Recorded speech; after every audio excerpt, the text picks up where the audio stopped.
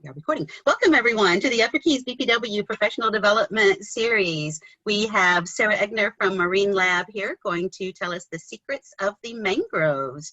So, Sarah, I am going to turn it over to you. If everyone can just put yourselves on mute if you don't mind. Go ahead, Sarah, it's yours. Susie, thank you so much. And thanks everyone for letting me join you today and talk a little bit about one of my absolute favorite habitats, our mangroves. I'm the Director of Education at Marine Lab. So like a lot of organizations like us, we've really been going virtual lately. So learning the ins and outs of this whole Zoom thing has been a good time. But we're excited to still be able to educate about these habitats that we love so much. And I will say I tend to be pretty partial to some of our inshore habitats like our mangroves and seagrasses, just because they tend to get overlooked because our coral reefs, which are awesome, tend to be the star of the show. But without the mangroves, without the seagrass, there would be no coral reef. So for that reason alone, they're really important. But even just standalone, they're really unique, interesting habitats with a lot of really different, diverse life, some of which I'm going to show off to you today. I think I'm fooling some people with my fancy virtual background. Until I move too much, then you can tell this is definitely not real life. We were hoping to be able to present to you from the boat, but the weather is the weather.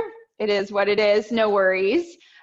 Still excited to talk to you a little bit about our mangroves. Now, when it comes to mangrove, the whole idea, what is a mangrove? And even asking a scientist, it's really quite a loose definition, but basically a mangrove is any tree that can live with its roots directly in salt water, okay? But in order to do that, they have all kinds of crazy adaptations.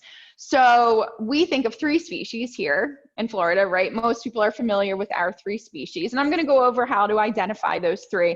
But really throughout the world, there's over 60 different species of mangroves. Again, it kind of depends what scientists you talk to and what definition they're utilizing. Even here in Florida, there's hot debate on whether buttonwood is a mangrove or not. Regardless, to live in this type of habitat, they have all kinds of really cool adaptations that we're going to touch on. But in order to understand how cool these adaptations are, you really have to think about what a mangrove needs to survive. Because at the end of the day, mangroves are plants, okay? So they need all of the same things that all plants need to survive. You guys also, I should mention, I'm trying my best to monitor the chat box. So if you do want to type in any questions or answers along the way, I'm going to try to pay attention to the chat box as well. If you want to interact at all, you're definitely welcome to. But again, at the end of the day, our mangroves are plants. So they need all of the same things that all plants need to survive. Some they get readily. Sunlight, for example, is certainly not an issue for the mangroves here. We have plenty of sunlight. And in fact, one of the adaptations our red mangroves have is being able to deal with an excess of that UV light. And I'm going to talk about that in a little bit. All plants need nutrients. Again, this is not an issue for our mangroves, especially those in Florida Bay. Florida Bay naturally, an estuary, has nitrogen and phosphorus nutrients plants require, but because people and farming and agriculture, there's actually an excess of those nutrients in our water. So nutrients, no problem for our mangroves. They're happy as far as that goes. Where it gets a little tricky is things like fresh water, right? All plants need water to survive. Now our mangroves, certainly they're surrounded by water, but this water has salt in it. No trees want salt inside of them. And that's definitely one of the craziest adaptations our mangroves have, is how they handle dealing with the salt. And the different species of mangroves actually handle that situation differently. They have different types of adaptations. And again, we're going to touch on that as well as I go through each of the species. All plants need certain gases to survive. Most people are familiar with the idea of photosynthesis, where our plants, including mangroves, take carbon dioxide out of the air, which is good, we like that. And through photosynthesis, they're producing oxygen, okay? So as far as CO2 goes, we certainly have plenty in our atmosphere. That's not a problem. Now, our plants, including mangroves, also require oxygen. And this is something a lot of adults forget about because it takes you back to like 8th grade, 9th grade science class, where plants actually bring in oxygen through their roots. It's required for a plant to survive. And that's an issue for our mangroves because the sediment that they're living in tends to be anoxic, meaning low in oxygen, or, well, anoxic means no oxygen, or just low oxygen levels. Most of you are probably familiar with the crazy root structures of our mangroves. If you look behind me, you can see some of those roots sticking up out of the water. And that is a very important adaptation that mangroves have. Most species of mangroves have some type of aerial root, meaning their roots come up into the atmosphere. And the reason they're doing that is so that they can get the oxygen they need through the atmosphere because there's not any in the sediment where they're living.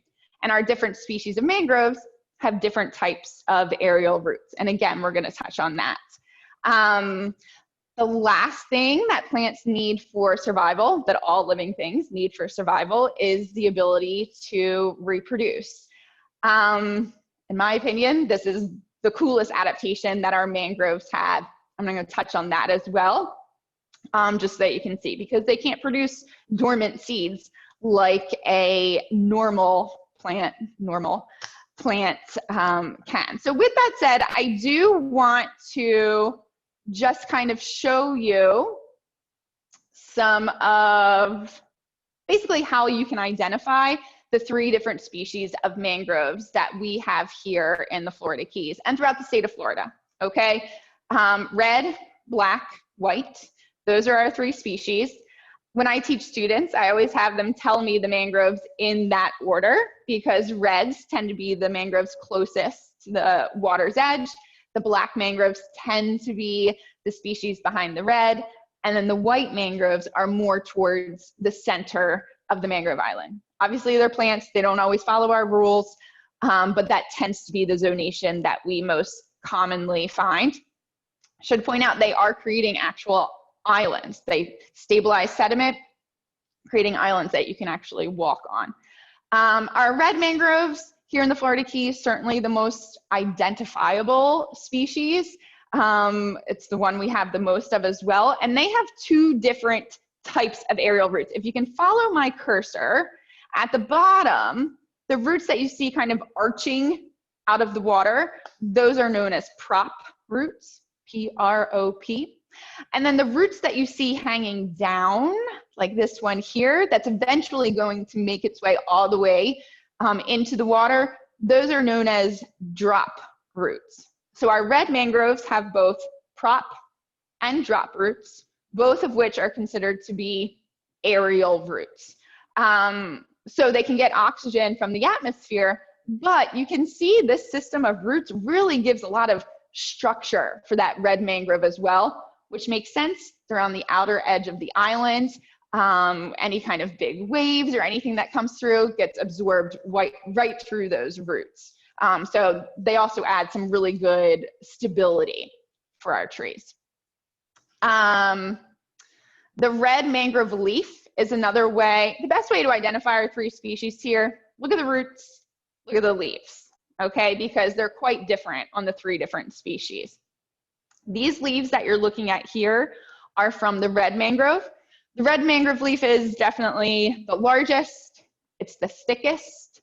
Again, that all makes sense because it's on the outer edge of the island, so it's exposed to all of the elements, including the sunlight. So the next time you see a red mangrove leaf, scratch the surface of that leaf and you're going to see it has this waxy cuticle on it. That waxy cuticle is helpful for a few reasons. Adds more structure, which is good. It also acts basically as sunscreen for the red mangrove, protecting from that UV light. And it also helps to hold in any fresh water that these red mangroves are able to get, which is really important. So getting this fresh water is obviously a pretty big deal, very important for all plants. And like I said, our species kind of handle the salt situation a little bit differently. Red mangroves are considered to be salt excluders. So that basically means they filter out the salt. They're bringing the salt water up through their roots. They filter out any salts. So that way, what they're bringing up through the tree is H2O. That's the idea. So these are our salt excluders. They're the ones filtering the salt, which is a little bit different from our black mangroves. Now, I know this picture can be a little tough if you don't know what you're looking at here, but this is, if you can see where my cursor is, this here is a root, a prop root from a red mangrove. And then if you look to the right, you see all of these little kind of sticks pointing up out of the water. Again, you guys have probably seen these just living here. All these little things sticking up out of the water are coming from the root structure from a black mangrove. Their fancy scientific name is a pneumatophore. They're also known as snorkel roots, which is a great name because just like we use our snorkel to get oxygen from the air, same thing. The black mangrove, the aerial roots they have are these snorkel roots. That's what they're using to get oxygen from the atmosphere, which is the gas they need for survival. So these pneumatophores or snorkel roots, another really great way to identify our black mangrove, very different root structure than what you would see for the red mangrove. The other thing with our black mangrove, the leaves look a lot different from the red. They don't have that same waxy cuticle. They're definitely a little bit smaller. Generally, the color is a little bit different. And if you look closely, even on this picture, you can see little salt crystals. And those are commonly found on black mangroves. And that's because black mangroves are not salt excluders like our red mangroves are. Rather, they are salt secretors. So they actually bring the salt water up through the roots into the tree, and then they secrete salt out through pores on the leaf. And that's why oftentimes these leaves are covered in salt. We even have the students here, they lick the leaf because it tastes really saucy. Little delicious salt snack for you. And lastly are our white mangroves. Because the whites are more towards the center of the mangrove island, they don't always have aerial roots. It's actually rare to see aerial roots. Because they're in the middle, there's more oxygen in the sediment. What they often have are little bumps at the base of the trunk known as lenticels. And they're basically pores. And if they need any oxygen, they can bring oxygen through those lenticels. Those same little bumps, the lenticels, are on the pneumatophores of the black mangrove and on the prop and drop roots of the red mangroves. Basically, they're large pores you can easily see with your eyes. So the next time you see these mangroves, look closely on those roots. You'll see those bumps. That's what they're using to get the oxygen they need for survival. The white mangrove leaf, also very identifiable. It's definitely way rounder. What happens to salt exclude? Oh, okay, this is a really great question. So Jill asked, what happens to salt excluded or filtered from our red mangroves? It actually goes right into the water. And that's why the salinity surrounding a mangrove island tends to be way higher than the salinity you would find in the open water. It's because they're pushing that salt out right into the water. It's a good question. Yeah, and that's also why just the whole water quality system right by a mangrove would be different than what you would see in, further in an open body of water.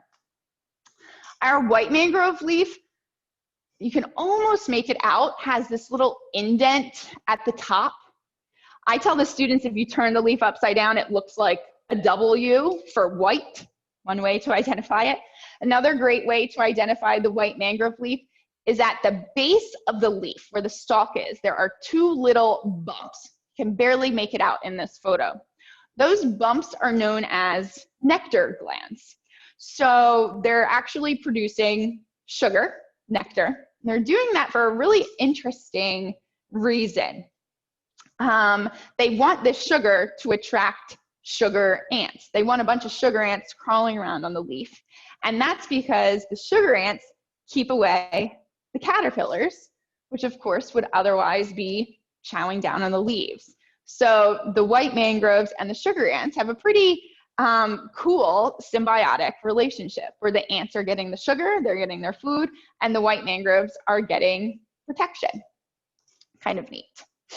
And again, to me, one of the coolest adaptations these mangroves have is how they reproduce. Again, I'm sure what you're seeing in this photograph, most of you have noticed, whether hanging from our mangrove trees or floating around in the water or at the water's edge. The green things hanging down, these are known as propagules. And the propagules that you see in this photo are coming from a red mangrove. Black and white mangroves have propagules as well, but they're much smaller. So on the left over here, this one's from a black mangrove. On the right, these little things here, these clusters, are the propagules of a white mangrove. Now, here's the thing. Our mangroves are in the middle of Florida Bay. They can't create dormant seeds that fall into the ground and start to grow. That's not going to work. So mangroves reproduce using viviparity, which means they give live birth. Humans use viviparity. We give live birth. So do these plants. Basically what that means is germination begins on the tree. And that parent tree is providing that propagule with the nutrients it needs to survive, with the fresh water, it's filtering out the fresh water for that propagule, and basically anything it needs for survival, that parent tree is giving to the propagule, giving to that little baby, which is pretty unique, pretty cool. Once that propagule, once that little baby mangrove is ready, then it drops down into the water. That's why you see them just floating around. These larger ones from the reds, they'll drop down vertically, they float like that, or they drop down first horizontal, float around like this, and then one end absorbs more water and they go vertical, and they're just floating, floating, floating until they get stuck. And generally they get stuck amongst existing mangrove roots, like the crazy tangle of our red mangroves. They get stuck there, and that's where that baby mangrove will start to grow. And that's also why it makes sense. Science always makes sense, which is part of the fun. Form fits function. That's what we teach the kids. The red mangrove propagule is really long, and that's why it gets stuck on the outer edge of the island. Red mangroves do really well exposed to all of the elements. The black mangrove propagule, the white mangrove propagule, they're much smaller. That works out really great because then they can get through that crazy tangle of the red mangroves into their zone a little further away from the water's edge. It all kind of works out that way. Science is cool. Okay, so that's basically our 3 different species and how you can tell them apart. But it's very important that especially locals understand the mangroves aren't just unique. They are certainly unique, but they're also so important for our ecosystem here. Like I said, our coral reefs could not survive without the seagrasses and our mangroves. They're a necessary component of our ecosystem. And this list is certainly not all-inclusive, but a few things to think about. Our mangroves are plants. They're producing oxygen. We all like to breathe, so thank you, mangroves, for this glorious O2. They're a storm buffer. This is very important for us. I remember after Irma, some people were like, the mangrove haters were like, Sarah, I thought those mangroves were supposed to help us. Look at all this disaster that happened. I like to point out, what do you think this would have looked like if we did not have the mangroves? That's what's really scary. They did their job. If you pay attention, if you're out on the water on your boat, turn around and watch the wake as you're going through a mangrove channel, and you'll see the wake actually goes through the mangrove roots as opposed to being reflected off, like what you would expect from a more solid structure. So mangroves, we need them certainly for our storms. Very, very important. The mangroves are also a key food source. Tons of insects hanging around on the island. Okay, sure, insects are annoying to us, but necessary part of our whole food web and our ecosystem here. But the other thing is they're food for animals in the water. I've even seen manatees, the leaves are still on the tree and they lift up their little heads and eat the leaves right off of the tree, being their cute little manatee selves. Or the leaves drop down into the water, become a food source for a whole bunch of marine animals.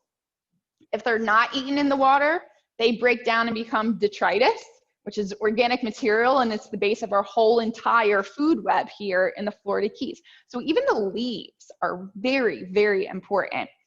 Our mangroves, the sediment is a carbon sink.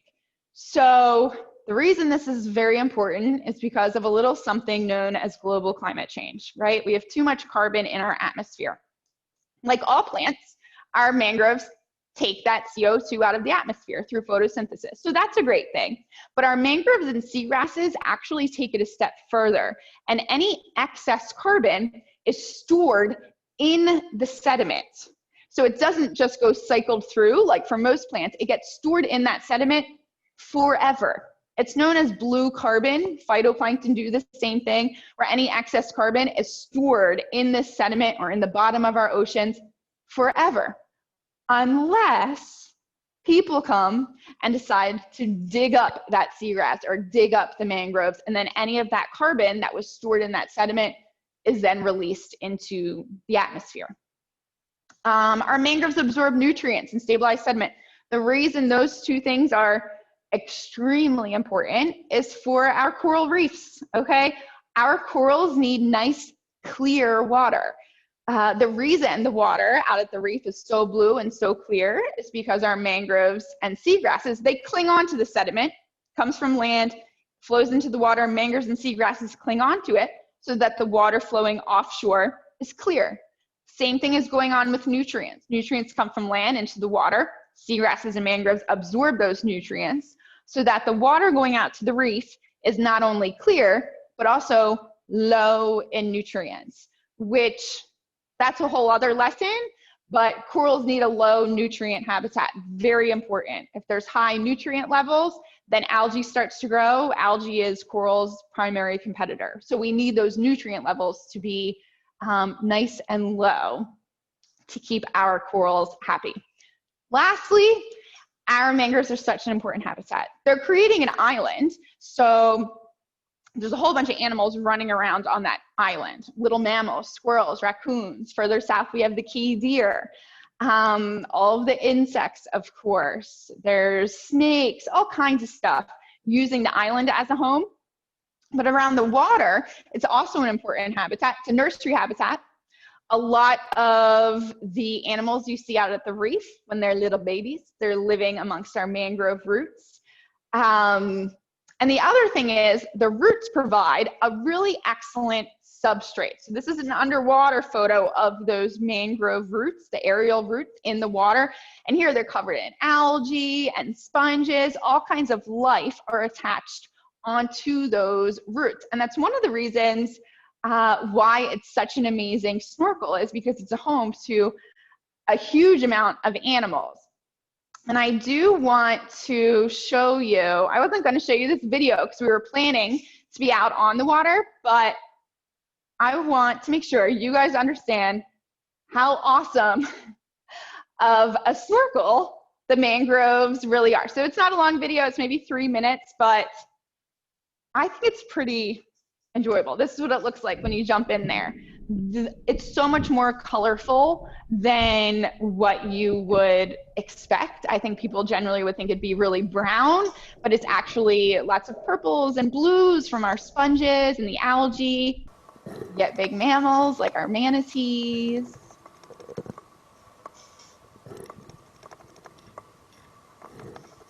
Jill, go ahead, write your question.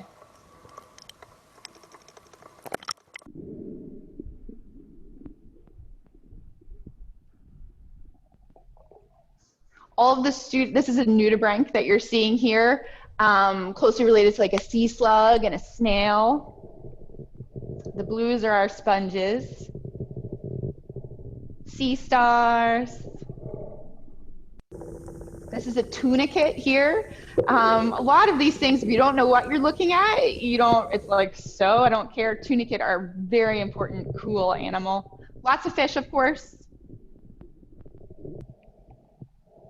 Sea slug, hard to spot in the middle there, little green sea slug. I actually have a live one I'm going to show you when we're finished with this video. And this whole video, everything was taken by marine lab instructors. So this is stuff that we see on a daily basis. Maybe we don't see dolphins every time, but it's all things that we've seen snorkeling. Most of these things we see regularly. The dolphins was a special show.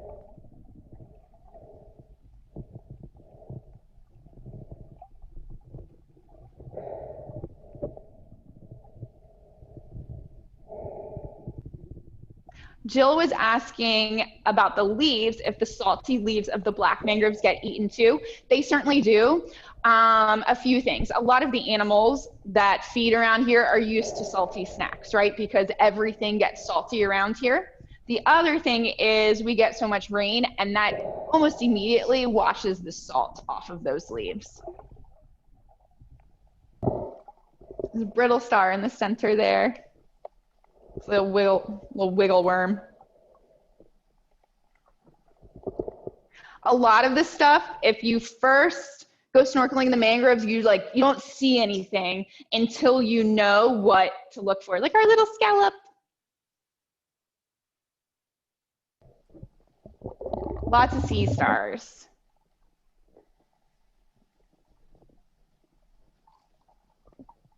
Who doesn't love a sea star?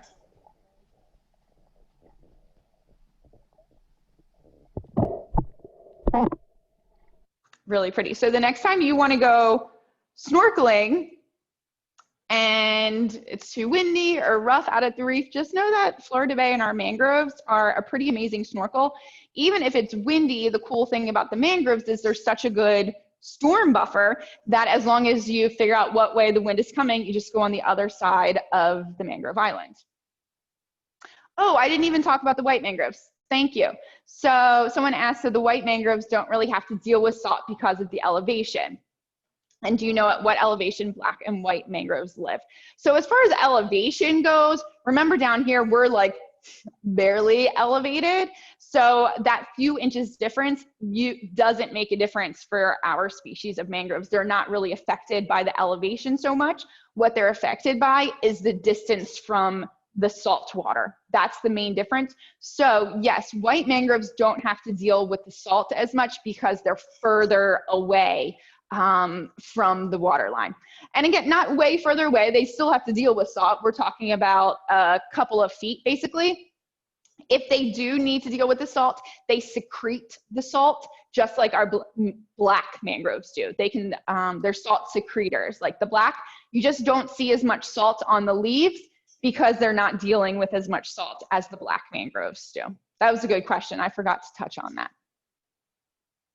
Cool. Okay, so what I want to do, we did go snorkeling yesterday because we were worried about the weather, and we got a few live critters to show off for you guys. So bear with me as I get this set up. Let me see what I got.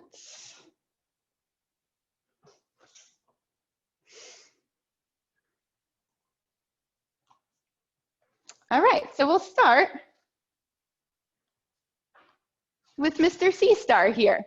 So sea stars, people forget, are actually live animals. On the side that you can see here, if you touch it, they actually are spines, very small spines on the one side of the sea star. Sea stars are closely related to urchins. If you guys can barely make out, this sea star is walking. I'm not touching it, it's moving along on its own. If you look at the end of each of those arms, those are tube feet. And in fact, it has the tube feet all on the underside as well. Those tube feet are really important for locomotion. Of course, that's what they use to walk around. But they also use those tube feet. They're called tube feet because at the end are basically little suction cups. That's what they use to attach on to, say, a mangrove prop root, okay? But that's also how they're able to walk along. In the center is the mouth, so they can also use those tube feet to bring the prey towards their mouth. Sea stars are carnivores. Favorite snack are mollusks, especially bivalve mollusks. They can actually pull apart the two shells of a bivalve, which is pretty neat. Sea stars, when they eat, their whole stomach comes out of their mouth and they engulf their prey. Everyone knows if a sea star loses an arm, it can regenerate an arm, which is obviously a cool adaptation. Most species of sea stars, including this one here, which is by far the most common species we have in our waters, if you have an arm and just a small part of that central disc, it can actually grow a whole other sea star. So most sea stars can reproduce both sexually and asexually, which is cool. And we have a really healthy population of these conical spine sea stars in our waters here, and they love our mangroves. You're not going to see these species in Florida Bay. Sea stars are one of those animals that wow everyone. I think they're cool every single time, and they're not tough to find. As long as you know they're there, swim up close to those mangrove roots and you'll probably spot some sea stars. There's plenty of them there. This guy right now, he's upside down, so what he's doing is flipping himself over. They don't have eyes, but the tube feet at the ends of each arms are photoreceptors, so they can sense light and dark, and that's what it's using to be like, oh, what's happening right now? I got to fix myself and right myself. And it uses those tube feet to suction on and flip on over. Come on, mister.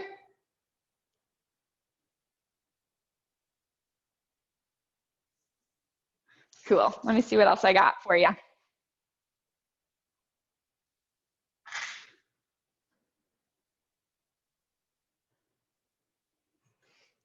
This green guy, we'll let him settle and you'll be able to get a better view. He's a little bit upside down right now.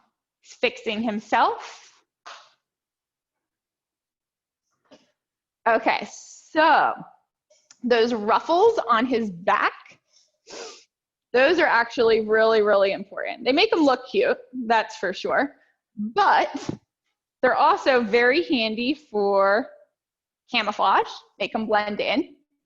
But sea slugs breathe through their skin, so having those ruffles are also important because it's just more skin, more surface area for respiration. This species of sea slug, we call it a sea lettuce slug. It looks a lot like an algae that's known as sea lettuce. And this species has a very cool adaptation because they take the chloroplasts from the algae that they feed on. Chloroplast is where photosynthesis is going on. And they put them inside of their own bodies, and this slug is actually able to photosynthesize just like a plant does. That's another reason those ruffles come in handy, because they flatten them out, they can expose their skin to the sunlight and photosynthesize.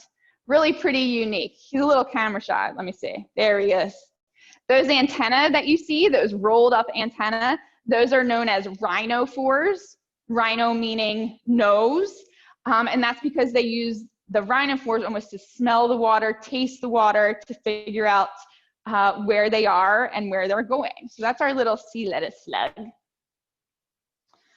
Okay, this next animal, in my opinion, doesn't get enough love. It's my favorite. Let me see if I can get a better view. Ah, yes, this is my favorite guy. This is our sea sponge.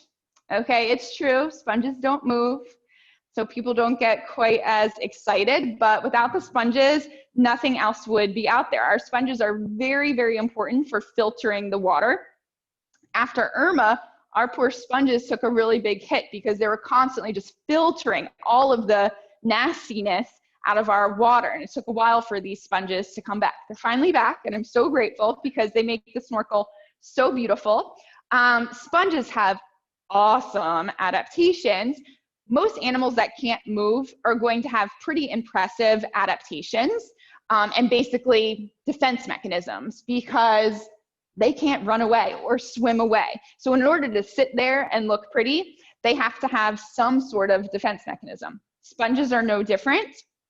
Most of them have some kind of chemical defense, and most animals can't digest that toxin, that chemical defense that sponges produce. Certainly some animals have adapted to being able to do so. Like our hawksbill sea turtle, favorite snack are sponges, and that it can digest sponges, no problem. The other thing sponges have, their structure, is something known as spicules, which are you were to take this apart and look in a microscope, it's like little teeny tiny pieces of glass. And that's why if you do see a sea sponge, you should never squeeze it, because they get in your hand. You can't see it, but it's like, you can feel it. It feels like fiberglass, basically. You don't want to touch a sea sponge. People are always scared of sharks and barracuda and things like that. The animals you need to be most cautious around are the ones that can't move, because they're the ones that people are like, oh, I'll touch that thing. And those are the things that are going to get you. Sponges, very, very simple animal, the simplest animal in the world, actually. Just a whole bunch of cells, no tissues, no organs. You could put a sponge in a blender, turn it on, whip it up, turn the blender off. Not only will the sponge still be alive, but it will reaggregate. It will go back together. So once it's a whole, like you can see here, it can't move, but the individual cells have flagella, little tail, they can swim and go back together. If I were to put multiple different species of sponge in that blender, like a purple sponge and a blue sponge, the purple cells will go back together and the blue cells will go back together. I mean, these are cool animals, you guys, let me tell you. Let me show you one more little friend. Well, I should say bigger friend. Let me get our camera set for this guy.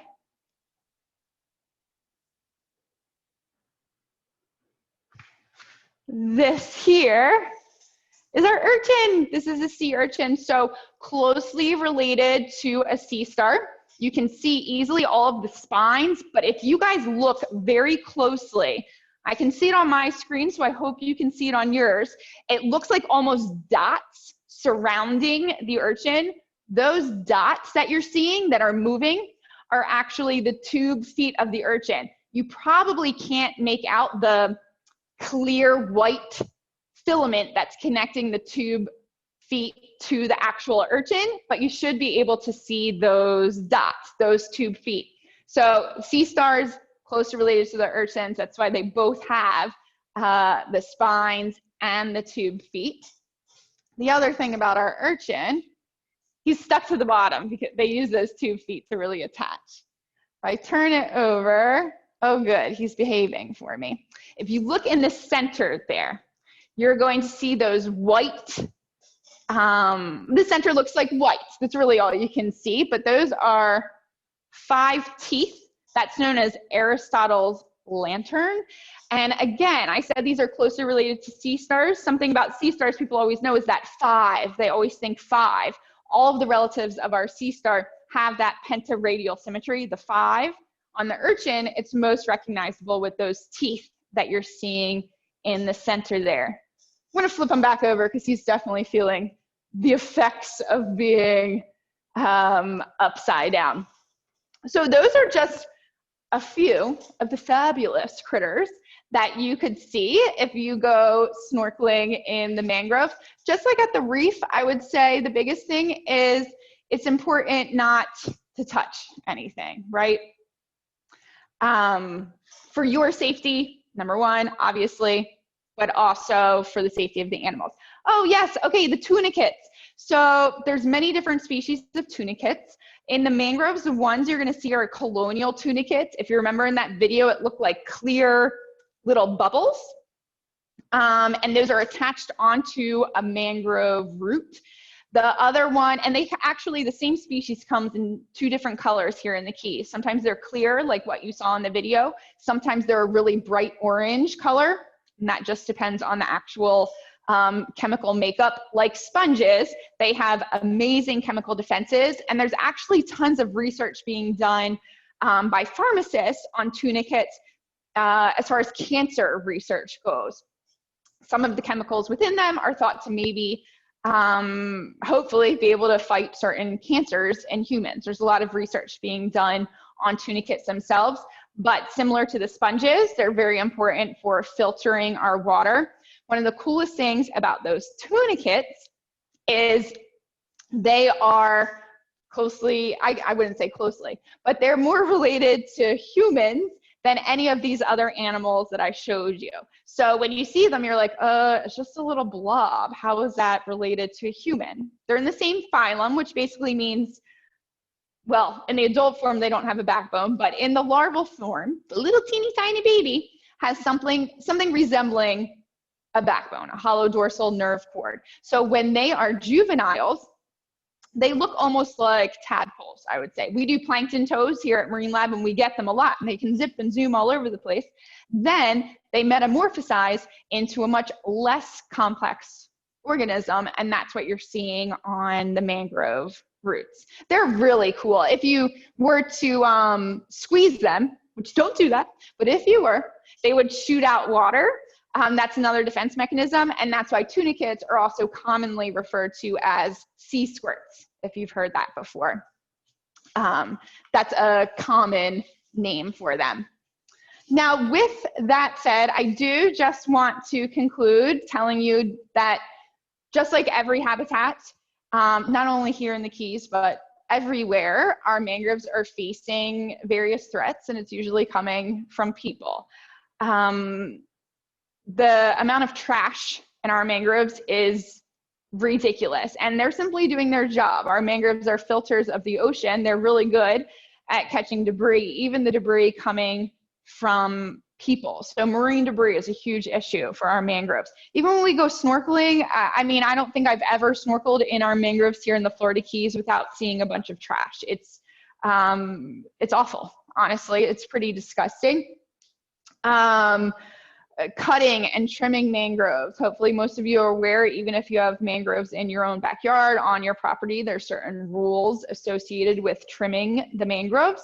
And that's because a big threat was people, when we first moved down to the Florida Keys, everyone's like, man, get these swampy trees out of here. There's all these insects. They're so awful. We tore them all down before people realized just how important they were, not only for the ecosystem, but for people too. Think about that storm buffer, very important. And then of course, climate change is affecting every single habitat out there. But the effect of climate change on mangroves is kind of unique because they do really well in saltwater. Very few trees, or really mangroves, are the only ones that can live in saltwater. So what's actually happening is mangroves are out competing a lot of other trees in the state of Florida. Throughout the past 10 years, we've seen our mangroves creep further and further and further north in the state of Florida. Now they're found as far north as Cedar Key. As of a few years ago, that was never part of their range.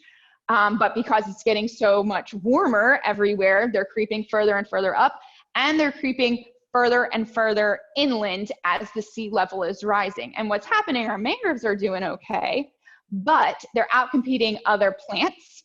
And the other thing is the sea level rising too fast for these trees to keep up. They're not able to stabilize that sediment, which means the trees are doing okay, but the animals that utilize the mangroves as a habitat are being affected because it's way more watery. Basically, there's not enough land that these trees are creating. So what can we do? All of the same things that people say for climate change. There's very simple things we can do, like ride a bike instead of driving your car, unplug your charger.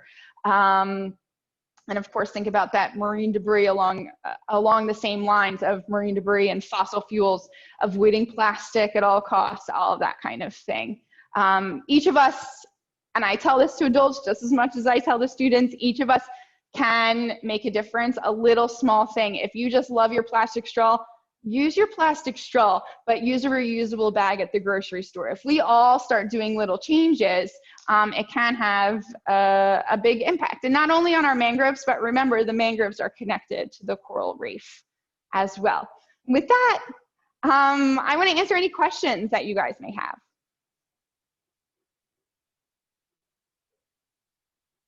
Okay, so Jill asked, after Irma, pockets of red mangroves, especially further south, died and have not regrown. Why? So there's a few reasons for that. Number one, we're not sure. Number two, it takes them a while to regrow. They're not just going to sporadically grow. And the other thing is, because that storm was so huge, especially further south, it took away not only the leaves and the branches, but a lot of the root system was disrupted. And remember, the way they reproduce, those propagules drop down in the water, they float around until they basically bump into root structures that were already there. and then that island starts to form. So those propagules right now, further south in those areas, they're just forming little tiny, you may have one mangrove here and then another mangrove a mile away, and it's going to take a while for a bunch to group together again and form these islands that we're used to. Another issue, of course, just like everything, is our water quality is not what it should be, and I would have to imagine that's just making it that much more challenging for the mangroves to regrow. Okay, someone asked about their regrowth rate. The growth rate of mangroves is hugely variable depending on the conditions. So basically how close to the water's edge, where, how big the tide is in that area. So about a foot a year, yes, and I would say that's average in good conditions. But like I said, it can be way smaller or even way greater. If you were, a lot of teachers down here, we've worked with some teachers growing mangroves in the classroom. They're going to grow a lot faster if you put them in fresh water because they don't have to put energy towards dealing with the salt. So mangroves that are living further away from salt, or where the tide doesn't have as big an influence, they're going to grow a lot faster. So that growth rate is largely dependent on where they are. Any other questions I can answer for you? I hope you're all mangrove lovers now.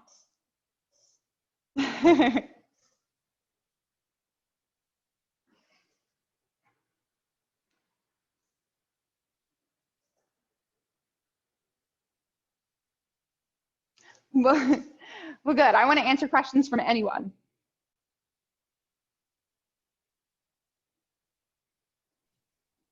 I think at this point, if anyone wants to come off mute and ask Sarah a question, that would be fine too.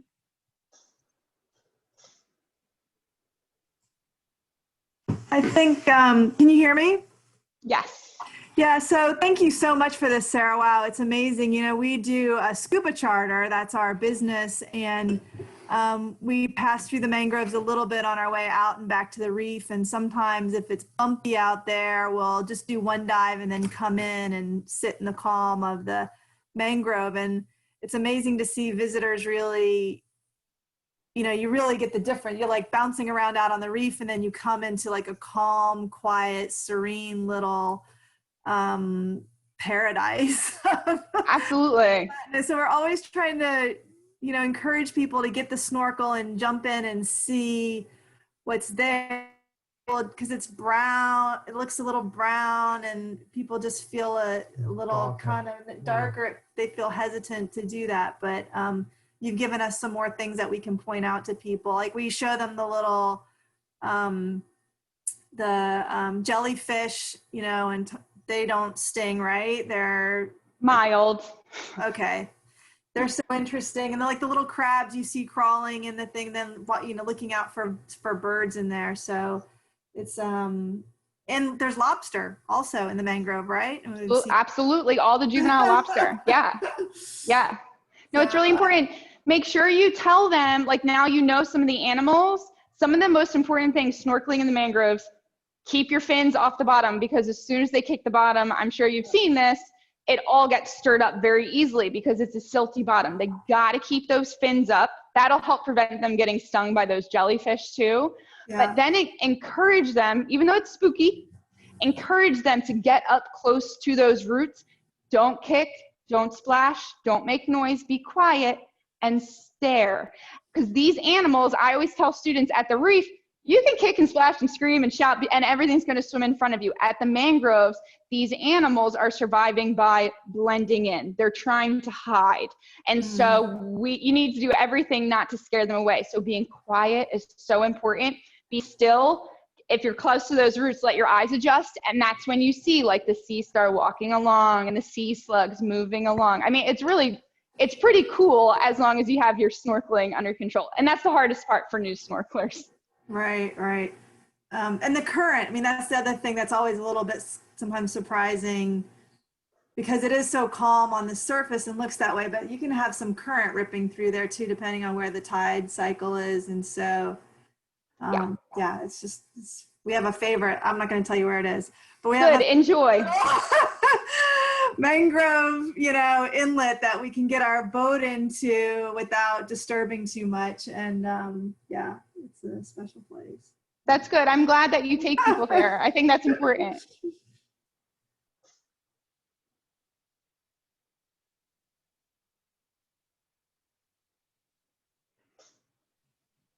Any other questions for Sarah or comments, Sarah? This has been fabulous. I have so enjoyed it. I've learned a lot. Good, I'm glad. Great.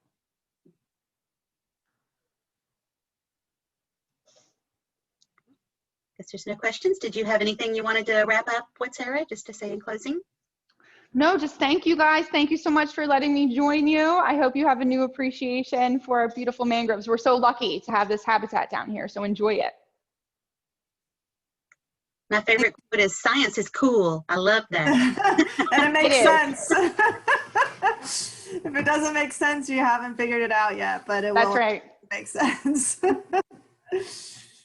Thanks to Marine Lab for all you do in the community here, and for visitors, for young ones that come in, and how you guys have pivoted to provide more of this kind of opportunities for people virtually. I think is really amazing.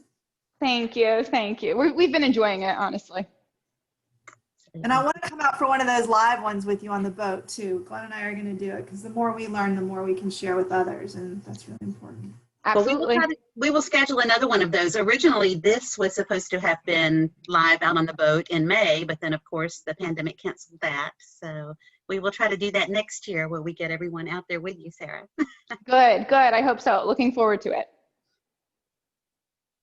All right, well, if there's no other questions, thank you, everyone. Thanks for joining us today. Thank you so much, Sarah and Marine Lab, for your time today and for all the great information. Marine Lab is always such a great sponsor and good partner with the Upper Keys BPW, so we appreciate you so much. Thank you so much. Thank you, guys. Thank you, everyone. Have a wonderful day.